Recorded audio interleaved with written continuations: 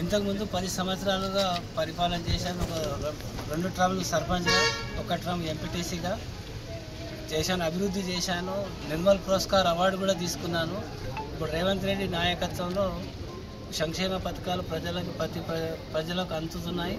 ఇంద్రమ్మ ఇండ్లే కానీ, ఉచిత కరెంటే కానీ, ఉచిత బస్సు కానీ, రేషన్ కార్డు కానీ, సన్న బియ్యం కానీ ప్రతిదీ ప్రజలకు అందుతున్నారు. కాబట్టి గవర్నమెంట్ ఫేవర్లో నడుస్తుంది. ఇంకా అభివృద్ధి రోడ్లే కానీ అన్నీ అభివృద్ధి చేస్తానని మాటిస్తాను.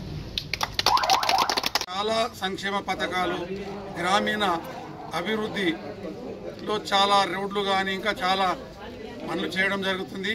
మేము ఏదైతే ఈ 2 సంవత్సరాల సమయంలో ప్రజాప్రభుత్వంలో చేసినటువంటి అభివృద్ధి కార్యక్రమాలను, ఆ సంక్షేమ పథకాలను ప్రజల్లోకి తీసుకెళ్లి అత్యధిక సంఖ్యలో సదాశివపేట మండలం సంగారెడ్డి నియోజకవర్గంలో కాంగ్రెస్ పార్టీ అభ్యర్థులను గెలిపించుకుంటామని, మరి జగ్గారెడ్డి గారి నాయకత్వంలో, నిర్మలా జగ్గారెడ్డి గారి నాయకత్వంలో, రేవంత్ రెడ్డి గారి నాయకత్వంలో, ఈ మంత్రి వర్గం అందరి సహకారంతో, రాహుల్ గాంధీ గారి నాయకత్వంలో ఈ అభ్యర్థులందరినీ అధిక మెజార్టీతో గెలిపించుకుంటామని తెలియజేస్తున్నాం.